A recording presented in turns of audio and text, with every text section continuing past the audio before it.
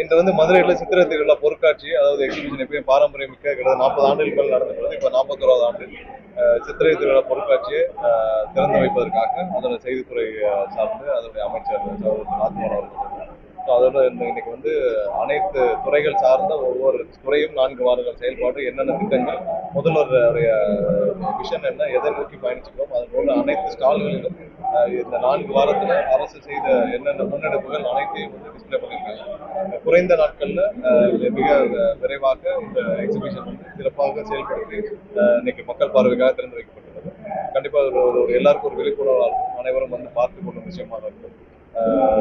கட்டணங்களும் வந்து பள்ளி குழந்தைகளுக்கு 5 ரூபாய் குறைக்கப்படும். மற்றவர்களுக்கு அதே மாதிரி நிறைய சலுகைகள் இருக்கு. கண்டிப்பா மக்களுக்கு பயன்படும் வரையில இருக்கும், அனைவரும் வந்து பயன்படுத்தி கேட்டுக்கணும். வேற ஏதாவது கேள்வி அமைச்சர் வந்து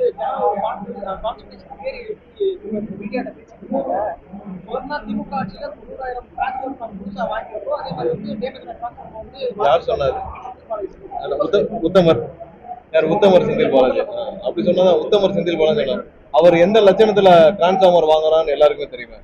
இவர் வாங்கின டிரான்ஸ்ஃபார்மருடைய தரம் என்ன, இவர் எந்த லட்சணத்துல வாங்கினார் டிரான்ஸ்ஃபார்மர், 44,000 டிரான்ஸ்ஃபார்மர் வாங்கினதுல எவ்வளவு கோடி ஊழல் செய்யப்பட்டது, எவ்வளவு முறை அரசுக்கு இழப்பு ஏற்பட்டது, உயர்நீதிமன்றம் வரைக்கும் போய் உயர்நீதிமன்றம் எவ்வளவு கேள்விகள் கேட்டு எப்படி வந்து 35 கம்பெனி 25 கம்பெனி ஒரே இடத்துல ஒரே ஐபி அட்ரஸ்ல ஒரே டெண்டர் வேல்யூ எப்படி கோட் பண்ணாங்க, எப்படி வந்து 7 லட்ச ரூபா 8 லட்ச ரூபா மதிப்புள்ள டெண்டர்கள் 30, 40, 50% வந்து உயர்த்தப்பட்டு கோட் பண்ணப்பட்டு எஸ்டிமேட்ஸ் எப்படி பிக்ஸ் பண்ணுங்க, எப்படி பிரிச்சு கொடுத்து எல்லாம் கேவலமா கேட்டிருக்காங்க. உயர்நீதிமன்றம் கேட்டிருக்கு.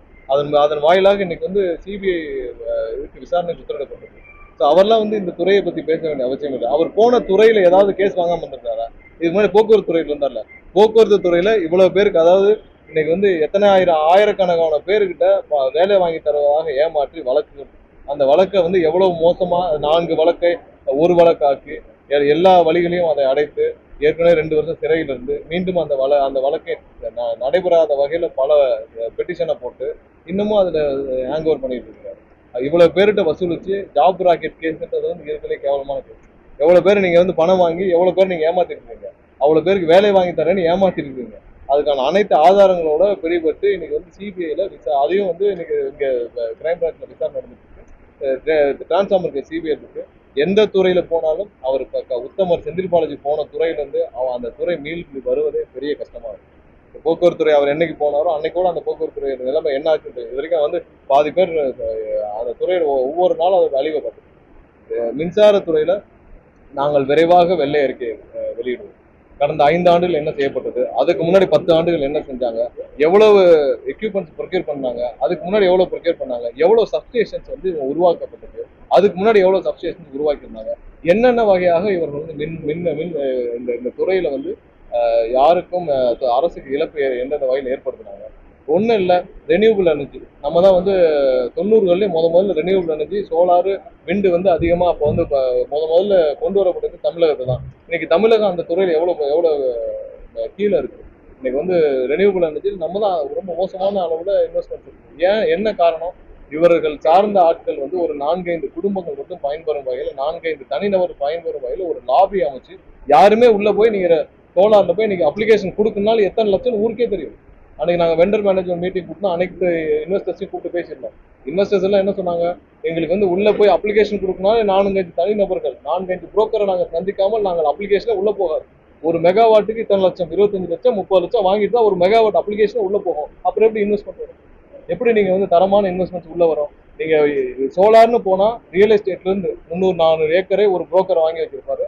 அந்த புரோக்கர்கிட்ட போய் நீங்க லேண்டையும் வாங்கணும், அங்க போய் அவங்ககிட்ட தான் அப்ளிகேஷனும் கொடுக்கணும். அவங்க மூலியமா வந்து நீங்க கமிஷனையும் பண்ண முடியும். அவங்க மூலியமா அவங்க தான் வந்து அக்ரிகேட்டராகவும் இருப்பாங்க. அவங்க தான் வந்து ஒரு சின்ன சின்ன மினி சப்ஸ்டேஷனை வச்சிருப்பாங்க. அவங்க மூலியமா தான் நீங்க கமிஷனும் பண்ணணும். ஸோ ஒரு சாதாரணமா ஒருத்தர் போய் இன்வெஸ்ட் பண்ணணும்னா இத்தனை புரோக்கர்களை தாண்டி இன்வெஸ்ட் பண்ண வேண்டிய சூழ்நிலை தமிழ்நாடு மின்சார வாரியத்தில் ரெனியூபிள் எனர்ஜி எல்லா இடத்தையும் சீரமைச்சிருக்காங்க. கண்டிப்பா மக்களுக்கு தெரிவிப்போம் இந்த துறை எவ்வளவு மோசமா இருக்கு. எதுக்கு இந்த 5 வருஷத்துல எத்தனை பேர் நீங்க வேலைக்கு எடுத்தீங்க? 70,000 பேர்கிட்ட நீங்க வந்து வேக்கண்ட் இருக்கு. எத்தனை ஆயிரம் பேர் வேலைக்கு எடுத்தீங்க? எவ்வளவு பேர் வேலைக்கு எடுத்தீங்க? ஏன் இந்த பொசிஷனை ஃபில் பண்ணல? ஏன் இவ்வளவு சப்ஸ்டேஷன் உருவாக்கல? ஏன் ரெனியூபிள் எனர்ஜில இவ்வளவு தடைகளை மீறி இத்தனை புரோக்கர்களோட எதிர்ப்பு ஏற்படுது? அதனாலதான் எனக்கு வந்து உடுமலைப்பேட்டில் இருக்கிற சென்டரையும் திருநெல்வேலியில் இருக்கிற சென்டரையும் ஏன் க்ளோஸ் பண்ணோம்? அனைத்தும் முறைகேடு நடைபெறதுக்காக ஒரு சென்டரை உருவாக்கி அதன் மூலமாக தான் அனைத்து அப்ளிகேஷனும் பெறப்பட்டது. ஸோ அதை மாற்றி அமைக்கிறதுக்காக அந்த 2 சென்டரை க்ளோஸ் பண்ணிருக்கோம். பல முன்னெடுப்புகள் இந்த 4 வாரத்தில் நடத்தப்பட்டிருக்கு. இந்த மாதிரியான டிரான்ஸ்ஃபார்மர் முறைகேடுகளில் எப்படி எஸ்டிமேஷன் தவறு நடந்துச்சு, அது மாதிரியான தவறுகள் இங்கே அந்த துறை நடக்காத வகையில் அந்த டெண்டர் எஸ்டிமேஷன் பாலிசியே மாற்றிருக்கோம். அனைத்து பாலிசி லெவல் டெசிஷன்ஸை நாங்கள் நிறைய மாற்றிருக்கோம். கிரீன்ல எல்லா அப்ளிகேஷன் நிறுத்தி வச்சிருக்கோம். எல்லா அப்ளிகேஷன் நிறுத்தி வச்சு இனிமேல் டிரான்ஸ்பரண்டா கொடுக்க போறோம். யாரும் போய் எந்த புரோக்கரையும் பார்த்து நீங்க 25 லட்சம் 30 லட்சம் கொடுத்துட்டுலாம் வாங்க வேண்டியது தேவையில்லை.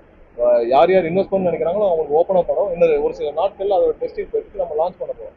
எங்கெங்கெல்லாம் இந்த துறை எவ்வளவு மோசமா சீர்கேடு பண்ண முடியுமோ அவ்வளவு மோசமா சீர்கேடு பண்ணியிருந்தாங்க. ஏன் இப்ப எதுக்கு தேவையில்லாம செந்தில் பாலாஜி தேவையில்லாம ஆஜராகிட்டு இருக்காரு? இதோடைய முன்னாடி இருந்த அமைச்சர் சிவசங்கர் தானா? ஏன் சிவசங்கர் ஆஜராகல? Sivasankaran rubber stamp. முன்னாடி அவருக்கு என்னத்தை கையெழுத்து போட்டோம்னே தெரியாது.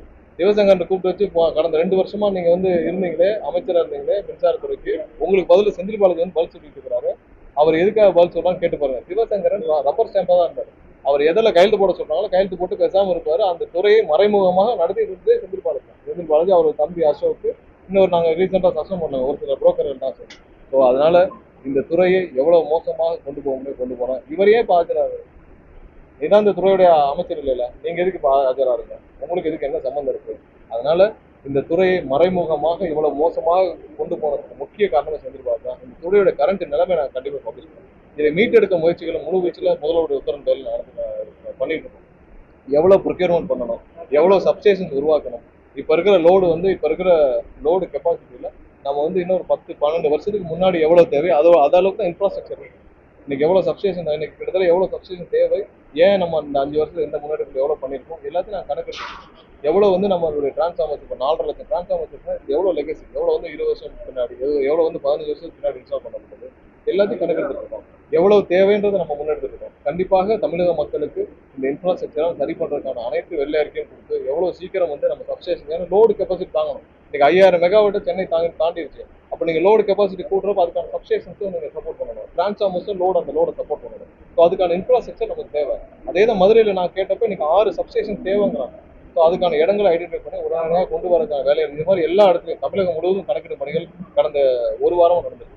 இந்த ஒரு வாரத்துல எங்கெங்கெல்லாம் சப்ஸ்டேஷன் தேவை, எங்க லோடு தேவைன்னு எடுத்துருக்கோம். எங்கெங்கெல்லாம் லோடுகள், அதாவது இவர்கள் நிறைய இடத்துல புரோக்கர்கள் மூலியமாக இந்த சோலார் எனர்ஜி, ரெனியூபிள் எனர்ஜில நிறைய லோட்ஸை மறைமுக பிளாக் பண்ணி வச்சிருக்காங்க. ஸோ அவங்களுக்கு கீழே தான் நீங்க சின்ன இன்வெஸ்ட் பண்ற அளவுக்கு இருந்துச்சு. ஸோ அதனால அந்த லோட் ஃப்ளோ ஸ்டடியை தமிழகம் முழுவதும் நடக்கும். ஸோ அந்த லோட் ஃப்ளோ ஸ்டடியை பார்த்துட்டு தான் இன்னைக்கு ஒவ்வொரு இடத்துலையும் யார் இன்வெஸ்ட் கமிஷனிங்கே கொடுக்குறோம். சோலார் கமிஷனிங்கே கொடுக்குறோம். ஸோ சோலார் விண்டில் கமிஷனிங்கே கொடுக்குறோம். ஸோ தெளிவாக சீரமைக்கும் பணிகள் நடந்துட்டு. இதை சீரமைக்காமல் நம்ம வெளியில போய் நம்ம கரெக்ஷனே பண்ண முடியும். ஏன்னா முதல்ல இப்போ ஒவ்வொரு நாளும் எங்கேயுமே டெண்டர் நம்ம நிறுத்தல. டெண்டருடைய பாலிசி தான் மாற்றிருக்கோம். டெண்டரோட எஸ்டிமேஷன் பாலிசி மாற்றிருக்கோம். அதாவது வேல்யூ எஸ்டிமேஷன் பாலிசி மாற்றிருக்கோம். இந்த வேல்யூ எல்லாத்தையும் சரி பண்ணி பிறகு கண்டிப்பாக அனைத்து டெண்டர்களும் விடப்படும். தவறுகள் நடக்காது. 30% 40% கமிஷன்லாம் எங்கேயும் கிடையாது. தெளிவாக மக்களுக்கான அரசு, மக்களுக்கான பணம், மக்களுக்கான துறை ஒவ்வொரு இடத்துலையும் சீரமைக்கப்பட்டிருக்கு. கண்டிப்பா நாங்களும் தெளிவாக சொல்லுவோம் எங்க தவறு நடந்துச்சு, எவ்வளவு தூரம் மக்களுக்கான பணம் மிச்சப்படுத்தப்பட்டிருக்கு, இந்த துறை முன்னாடி எப்படி இருந்துச்சு, இப்ப எதை நோக்கி போயிட்டு இருக்கோம். நாங்க கண்டிப்பா மக்களுக்கு வெள்ளை அறிக்கையாக வெகு விரைவில் அதை அசஸ்மெண்ட் போயிட்டு இருக்கோம். எல்லா ஸ்டாக் அசஸ்மெண்ட் பண்ணிட்டு இருக்கோம். எவ்வளவு ஸ்டாக் இருக்கோ அந்த அசஸ்மெண்ட் பண்ணிட்டு இருக்கோம். எல்லா துறையும் அதே மாதிரி தான். ஏன்னா 3 வாரங்கள் தான் ஆச்சு. மற்ற அமைச்சர்கள் பொறுப்பேற்று 2 வாரம் தான் ஆச்சு. ஸோ எல்லா இடத்துலையும் ஸ்டாக் அசஸ்மெண்ட், அவங்களோட துறை எப்படி இருக்கு எல்லாம் பார்த்துருக்கோம். மின்சாரத்துறையில் எல்லா அசஸ்மெண்ட்டும் பண்ணிட்டு இருக்கோம். எல்லாம் எவ்வளவு இருக்கு, எவ்வளவு சப்ஸ்டேஷன் தேவை, எவ்வளவு பவர் தேவை, இன்னும் 2 வருஷத்துக்கு நம்மளுடைய ப்ரொஜெக்ஷன் என்ன இருக்கு, ஸோ அதுக்கு என்ன தேவைப்படுது, இதெல்லாம் நம்ம கணக்கிட்டு இதெல்லாம் கணக்கிட்டு கண்டிப்பாக தெளிவுபடுத்தி இந்த நிலைமையில் இருக்கும். இதை நம்ம ரீச் பண்றதுக்கு என்ன பண்ண போறோம், இதெல்லாம் நம்ம கண்டிப்பா தெளிவுபடுத்தி தான் நம்ம அடுத்த கடந்து போவோம். இப்போதைக்கு நம்மளுடைய மேனுவல் எஃபர்ட், அதாவது எங்கெங்கெல்லாம் இந்த லோடை தாங்க முடியாம ஒரு சில பேருடைய நடவடிக்கையால எங்கெல்லாம் பவர் பிளே இருந்தோ அதை சீக்கிரம் சரி பண்றதுக்கான அதிகபட்ச மேனுவல் எஃபர்ட்டை போட்டிருக்கோம், அதிகரிச்சிருக்கோம். ஸோ 500 பேர் நம்ம இப்போ சென்னையில மட்டும் ரோந்து பணியில் ஈடுபடுத்திருக்கோம். 125 குழுக்களை வைத்து ஒரு குழுக்கு 4 பேர் அன்னைக்கே நம்ம போட்டிருக்கோம். அந்த லிஸ்டையும் பப்ளிஷ் பண்ணியிருக்கோம். அதை கண்காணிக்க உயர்மட்ட குழு இது மாதிரி ஒவ்வொரு இடத்துலையும் பண்ணியிருக்கோம். கடந்த 4 நாட்களை பார்த்துருப்பீங்க. எங்கெங்கெல்லாம் பவர் ஃபெயிலியர்ஸ் நடக்குது அதை உடனே சரி பண்ற வேலைகளை நம்ம பண்ணியிருப்பாங்க. நம்ம டெய்லி அதை பப்ளிஷ் பண்ணிருக்கோம். எவ்வளவு நேரம் ஆகுது, எந்த நேரத்தில் ஒரு விரைவா அந்த பவர் ஃபெயிலியர் சரி பண்ணப்படுது. கண்டிப்பா இன்னும் அந்த கண்காணிப்பு அதிகரிக்கப்படும். தேவைப்பட்டால் இன்னும் அதிகமான நபர்கள் பண்ண முடியும். இப்போதைக்கு அதை வைத்து தான் நம்ம பவர் ஃபெயிலியர்ஸை கண்ட்ரோல் பண்ண முடியும். ஏன்னா நம்மகிட்ட இன்ஃப்ராஸ்ட்ரக்சர் சரியா இல்லை. ஸோ இன்ஃப்ராஸ்ட்ரக்சர் பேரலாம் நம்ம சரி செய்கிற பணிகளும் மேற்கொள்வோம். 200 யூனிட் ஃப்ரீ அப்படிங்கிறத நம்ம சொல்லியும் கூட இப்போ இபி பில் மட்டும் பிரச்சனை ஏன் இல்லை, அதுல எந்த தவறும் இல்லை. அதை இன்னைக்கே வந்து மின்சார வாரியத்துல ஒரு சில பேர் வந்து சமூக வளத்தை தவறா அதை பதிவு பண்ணியிருந்தாங்க. அதுக்கான கிளாரிபிகேஷனும் நமக்கு மின்சார வாரியத்துக்கு கொடுத்துருக்கோம். அந்த 500 யூனிட் வரை அந்த 200 அதை நம்ம கிளியரா கிளாரிஃபை பண்ணிருக்கோம். நிறைய பேர் சமூக வளத்தை தவறா பதிவு பண்ணியிருந்தாங்க. அதை உடனே வந்து நம்ம ஐடென்டிஃபை பண்ணி அந்த நபர்களுக்கே வந்து இது நீங்க போட்டுக்கிற செய்தி தப்புன்னு சொல்லி போட்டுருக்கோம். முதல்ல குறிப்பிட்டது போல 200 யூனிட் கண்டிப்பாக இருக்கும். பல்வேறு முறைகேடுகள் கண்டறியப்பட்டுச்சுன்னா முன்னாள் அமைச்சர் இல்ல, அது அந்த துறையில விசாரிச்சு என்ன நடவடிக்கை யார் மேல எடுக்கப்படும் கண்டிப்பா போய் நடவடிக்கை எடுக்கப்பட்டு தான் ஆகும். ஸோ இப்போ வந்து டிரான்ஸ்ஃபார்மர்ல முதல் கட்ட எஃப்ஐஆர் ஃபைல் பண்ணிருக்காங்க. அவங்க விசாரணை மேற்கொள்வாங்க சிபிஐ. அவங்களுக்கான காலகட்டத்தை எடுத்துப்பாங்க. எங்க நடந்துச்சு என்னன்னு சொல்லிட்டு, எத்தனை கம்பெனிகள் இது இன்வால்வ், எப்படி இன்வால்வ், யார் யார், எல்லாமே ஆதாரப்பூர்வமா இருக்கு. எல்லாமே ஆன் டாக்குமெண்ட் ரெக்கார்டு தான். ஐபி அட்ரஸ், ஒரே அட்ரஸ், எல்லா கம்பெனி ஆன் ரெக்கார்டு இருக்கு. ப்ரொக்யூர்மெண்ட் பண்ண ரெக்கார்டு இருக்கு. எங்க போனாங்க, யாரு போனாங்க, வீடியோ ரெக்கார்டு மேல இருக்கு. அதுக்கு மேல என்ன தப்பிக்க முடியும்? இன்னைக்கு இருக்கிற கால சூழ்நிலையில மக்களுடைய பணத்தை திருடிட்டு யாரும் தப்பிக்க முடியாது. அது சரியான நேரத்துல கேஸ் ஃபைல் பண்ணேன், அவ்வளவுதான். இந்த கேஸை ஃபைல் பண்றதுக்கு நான் வந்து 2024 கம்ப்ளைண்ட் அனுப்பிச்சேன். நான் தான் அதை டிபிஎஸ்சிக்கு கம்ப்ளைண்ட் அனுப்பிச்சிருக்கேன். அப்ப இருந்து இப்போ பாத்தீங்கன்னா 3-4 வருடங்களாக பல அமைப்புகள் எல்லாம் போராடி இந்த கேஸை இப்போதான் எஃப்ஐஆர் ஃபைல் பண்ண. இதே மாதிரி தான் இந்த ஜாப் ராக்கெட் வருது. எப்போ போடப்படுச்சு? 2015 போடப்பட்ட வழக்கு 11 வருஷம் ஆச்சு. 11 வருஷமா அந்த ஜாப் ராக்கெட் கேஸ் நடந்துட்டே இருக்கு. 11 வருஷமா அது வந்து இன்னும் சார்ஜ் ஷீட்டுக்கே போல. அப்போ எந்த லெவல்ல வந்து இவர் எல்லாம் உத்தமர் செந்தில் பாலாஜி, ஏன் நீங்க தான் தைரியமான ஆளாச்சுல, நீங்க தான் எந்த தப்பும் செய்யல, அப்போ போய் எதிர்கொள்ள தானே கேஸ. நீங்க ஏன் பெட்டிஷன் மேல பெட்டிஷன் போட்டு அதுக்கு வந்து இந்த 4 கேஸை ஒன்னாக்கணும் போட்டு எல்லாத்தையும் குழப்பி நீங்க ஆட்சியில இருந்த 5 வருஷத்துல இந்த கேஸை 1 இன்ச்சு கூட நகராமையா பாத்துக்கீங்க. எல்லா வகையிலையும் இந்த கேஸை முடக்குறீங்களா? உச்சநீதிமன்றம் தலையிட்டு அதை திரும்ப கொண்டு வந்தாங்க. யாராவது போய் பணம் வாங்கி லஞ்சம் வாங்கின கேஸ்ல அவுட் ஆஃப் கோர்ட் செட்டில்மெண்ட் போட்டுருக்கீங்களா? அது போன பிறகு தான் உச்சநீதிமன்றம் தலையிட்டு. ஜாப் ராக்கெட் கேஸ்ல எப்படி வச்சுன்னா அவுட் ஆஃப் கோர்ட் செட்டில்மெண்ட். நான் தான் வாங்கின காசை திருப்பி கொடுத்துட்டேன், பணம் அவர் வேலை வாங்கி தரேன்னு சொல்லி வாங்கின பணத்தை திருப்பி கொடுத்துறேன்னு சொல்லிட்டு தான் அவுட் ஆஃப் கோர்ட் செட்டில்மெண்ட் பண்ண அளவுக்கான உத்தமர் அவர். ஆனால் வாங்கின கூட திருப்பி கொடுத்துருங்க. அப்புறம் இருக்கு கேஸ் செட்டில்மெண்ட் பண்ண வழக்கு அது. அந்த வழக்கு இப்போ உச்சநீதிமன்றம் போய் அங்கிருந்து திரும்ப விசாரணையாக உச்சநீதிமன்றம் இவ்வளவு அழுத்தம் கொடுத்தனால தான் அந்த கேஸாவது லைவ்ல இருக்கும். சரியாக முறையாக எனக்கும் விசாரிக்கப்படும். கண்டிப்பா யாரு தவறு செய்த நடவடிக்கை எடுக்கணும். மின்சாரத்துறையில சீரமைப்பு பணிகள் வெள்ள இருக்கு. எல்லா துறையிலும் பப்ளிஷ் பண்ணுறாங்க. விசாரணை முடியட்டும். விசாரணை நடக்கும் பொழுது எதை சொன்னாலும் அது நான் சொன்னால் எனக்கு அதுக்கு சம்மந்தம். நான் சொன்னால் விசாரணை அதிகாரிகள் தான் அதுக்கான விளக்கத்தை கொடுப்பாங்க. அது ஏற்கனவே உயர்நீதிமன்றத்தில் பல முறையில அந்த விசாரணை அதிகாரிகள் தாண்டி மற்றவர்கள் யாரும் பேசினா அது அப்ராப்ரியேட் ஆகும். பிரதமரை பார்க்க சிஎம் போனாரு. ஆனா கோயம்புத்தூர் பல்வேறு கோரிக்கைகள் முன்வைச்சாரு. குறிப்பா மதுரை தென் மாவட்டம் சார்ந்து ஒன்றும் வைக்கணும் இல்ல. பிரதமரிடம் என்ன மாதிரியான, அதாவது பொதுவான தமிழகத்துக்கு தேவையான விஷயங்கள் சொன்னாதான் அது வந்து சரியா இருக்கும். என்னென்ன தேவையோ அது வந்து எதெல்லாம் நமக்கு இஷ்யூவா இருக்கும், எதெல்லாம் பிரச்சனையாக மீனவர் சம்பந்தப்பட்ட விஷயங்கள் என்னென்ன பிரச்சனையா இருக்கும் அதெல்லாம் வந்து மேகதாது விஷயங்கள், மீனவர் சம்பந்தப்பட்ட எதாவது தேவையோ அதெல்லாம் கண்டிப்பா கொடுத்துருக்காங்க. எங்கேயுமே யாருமே ஆள் பிடிக்க வேண்டிய வேலையே இல்லைங்க. எதுக்கு இந்த பிரச்சனை வந்துச்சு? ஒண்ணு அதிமுகல திரு ஆர்பி உதயகுமார் பேசியிருக்காருன்னு சொல்றீங்க. அவர்கிட்ட போய் ஒண்ணு நீங்க உங்களுடைய பொதுச் செயலாளர் உங்களுடைய எம்எல்ஏக்கள் தவிர்த்து எல்லா உங்களோட நிர்வாகிகளும் விலகிட்டே வராங்க. அவர் மாவட்டத்துல எவ்வளவு பேர் இன்னைக்கு கட்சியில இருந்து விலகிருக்காங்க? இன்னைக்கு எல்லா இடத்துலயும் கட்சியில இருந்து விலகிருக்காங்க. எதுக்கு விலகுறாங்க? இன்னைக்கு திரு எடப்பாடி அவர்களும் திரு ஸ்டாலின் அவர்களும் அவருடைய குடும்பத்தையும் அவருடைய குடும்ப சொத்தையும் மட்டும் காப்பாற்றிக்கொள்ள எந்த முடிவு வேணா எடுக்க தயாரா இருக்காங்க. அப்படிங்கிறப்ப அங்க இருக்கிற மற்ற கட்சி நிர்வாகிகள் அவங்க பின்னாடி எப்படி உழைச்சிட்டு போவாங்க? அவங்க ஒவ்வொருத்தரும் கட்சி பணியை செய்ய வந்திருக்காங்க, மக்களோட வேலை செய்ய வந்திருக்காங்கன்னா அவங்க இந்த 2 குடும்ப சொத்தையும் காப்பாற்ற வந்திருக்காங்க. அதனாலதான் எல்லா இடத்துலயும் பாக்குறேன். இன்னைக்கு வந்து நானே 3 வேலை இணைப்போட வச்சு பண்ணேன். ஒவ்வொரு எம்எல்ஏக்கிட்டையும் ஒவ்வொரு நாளும் நூற்றுக்கணக்காக வந்து இணைகிறாங்க மாற்று கட்சிகள். எதுக்கு இணைகிறாங்க? இன்னைக்கு எடப்பாடி அவர்களும் ஸ்டாலின் அவர்களும் 2 பேரும் சேர்ந்து ஆட்சி அமைக்க இன்னும் முயற்சி செய்யறாரு.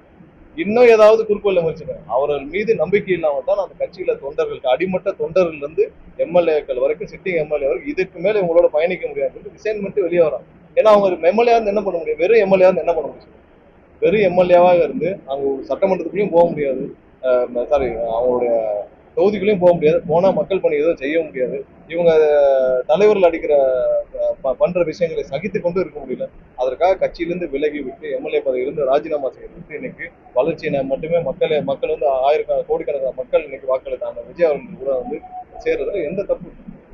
அவங்களோட தனிப்பட்ட விருப்பம். நீங்க இருக்கிற நீங்க இப்போ பத்திரிகையாளர் இருக்கீங்க, யாராவது ஒருத்தர் நீங்க போய் இன்னைக்கு சேரணும்னா திமுகவோ அதிமுகவோ சேருவீங்களா? நீங்களே சொல்லுங்க. அவங்கள போய் தேருவீங்களா?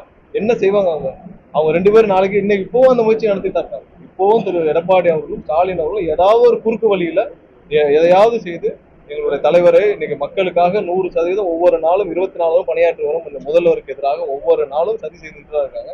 எந்த இது வந்தாலும் கோடிக்கணக்கான மக்கள் அவரோட இருக்காங்க. அதை அனைத்தையும் முறியடித்து இந்த ஆட்சி 40-50 வருடத்துக்கு எந்த தடையும் இல்லாமல் தொடரும். மாவட்ட செயலாளர்கள் நியமிக்கப்படுறாங்க. எப்படி இன்னும் நிறைய அதாவது நிறைய முடிவுகள் கட்சி சார்ந்த முடிவுகள் தலைவர் எடுப்பார். அது எந்த முடிவும் எட்டப்படவில்லை.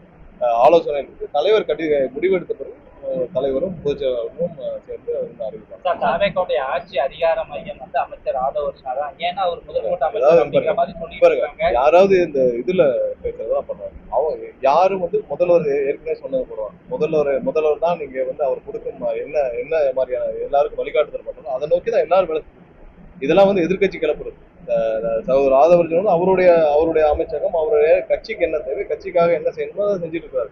எதிர்கட்சிகள் அதன் செயல்பாடுகள் மீது கோபம் இருந்தா, ஏன்னா இன்னைக்கு வந்து கட்சிக்கான வேலையில் கட்சியோட பணிகளை அவர் செஞ்சுட்டு இருக்கப்போ அவர்கள் வந்து தேவையில்லாமல் என்ன கிளப்பிடுறாங்களோ அதுக்கெல்லாம் நாங்கள் தெளிவாக்க வேண்டிய அவசியம் இல்லை. கண்டிப்பாக அனைவரும் முதல்வர் என்ன டைரக்ஷன் இருக்கோ அதோட தான் பயன்படுத்தணும்.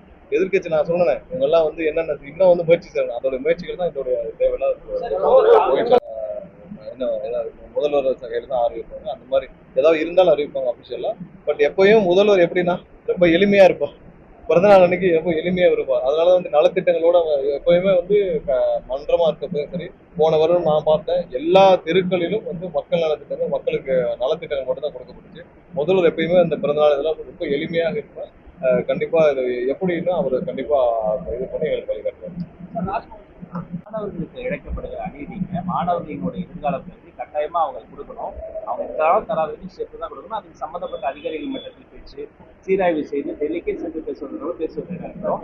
பட் எந்த காரணம் கொண்டு இருமொழி கொள்கையை விட்டு தரதுக்கு நாங்கள் தயாராக இருக்கோம்.